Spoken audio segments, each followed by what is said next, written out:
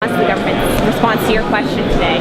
Well, clearly what we see today is Minister Rich rehashing old numbers. We do know that the company was responsible, and actually that was part of the delay. And so what we saw was it was U.S. inspectors that actually told Canadian inspectors that there was a problem with meat. That's not how the system should work. Let me ask you this then, just on another topic. The global bacon shortage. What do you think the problem is, and what role should government play to increase production?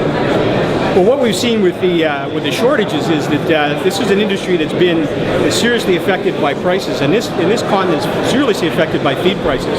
And so what we're seeing is a decline in the swine herds across the country, and we're seeing large companies go into receivership and into either that or simply having to restructure because of the money issue.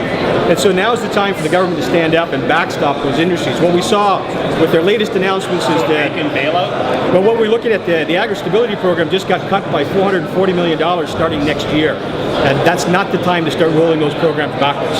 So do you think that producers should have some sort of bailout?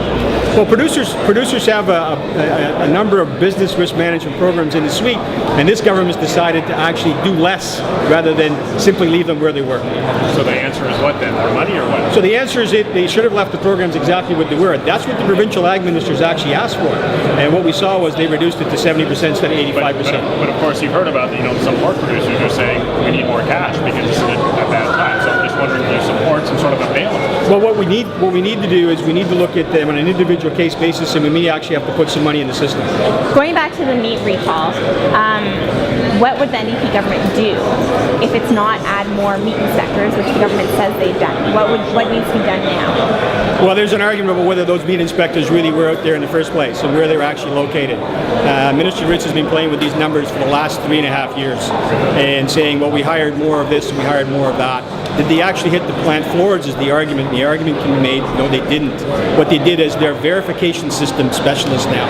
So what they do is they look at what the plant has done and they basically verify the paperwork. They're not inspecting. What they need to do is go back to inspecting meat on the plant floor, not checking paperwork. And so is that what the government should be doing, putting more money into getting inspectors to... They need to repurpose them. So instead of having the plants do it, they need to actually have the inspectors do what they were supposed to do in the first place, which is inspect the product. And all in all, do you need more meat inspectors right now? At this point, it looks like there's a shortage. And I would say at this point, they need to actually get those folks back on the floor. We don't want to go back to where we were when we saw the listeriosis crisis. That's not a direction we should head in. Are we headed that way? This is a symptom of what happens when you make changes without thinking them through.